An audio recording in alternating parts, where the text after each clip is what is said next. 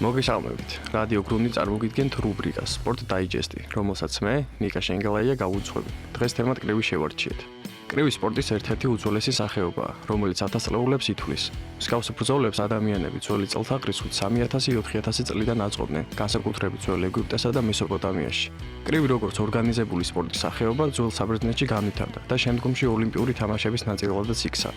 თანამედროვე კრივის ისტორიაში ერთ-ერთ პირველ ჩემპიონად მიიჩნევა ჯონ ბროტონი, რომელმაც მე-18 საუკუნეში 1730-იან წლებში საფუძველი ჩაუყარა თანამედროვე წესების დამკვიდრებას. თუმცა პროფესიული კრივის პირველი ოფიციალური მსოფლიო ჩემპიონი გახდა ჯონ ლელ სალივანი, რომელიც 1880-იან წლებში ღია ხელებით ბრძოლაში bare knuckle boxing-ში გამოირჩეოდა.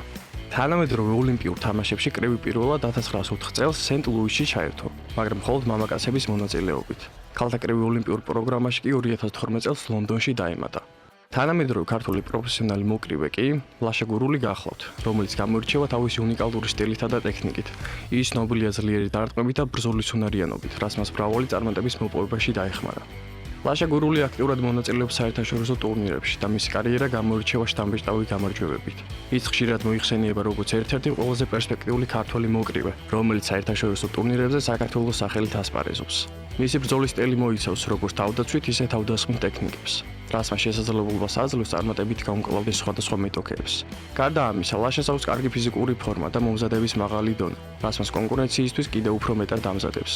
გურულის კარიერა გამოირჩევა არა მხოლოდ პირადი მიღწევებით, არამედ საქართველოს სახელის გატანი მსოფლიო ასპარეზზე. მისი მთავარი მიღწევებია 22 წლამდელებს შორის ევროპის ჩემპიონატი 2018 წელი, დარგუჟიო, რუმინეთი, პირველი ადგილი 64 კილოგრამი, საერთაშორისო ტურნირი 2018 წელი, მინსკი, ბელარუსი, პირველი ადგილი 64 კილოგრამი, ოლიმპიური თამაშების პრიზიორი 2024 წელი, მესამე ადგილი 63.5 კილოგრამი, IBA ჩემპიონების ღამის, გრან-პრის გამარჯვებული. ლაშა გურული 3 წელი ელიტარული მსოფლიო რეიტინგის პირველი ნომერი იყო 2021, 22 და 23 წლებში. ასევე ეროვნული ნაკრების კაპიტანი და ოლიმპიური კომიტეტის სპორტსმენთა კომისიის წევრი.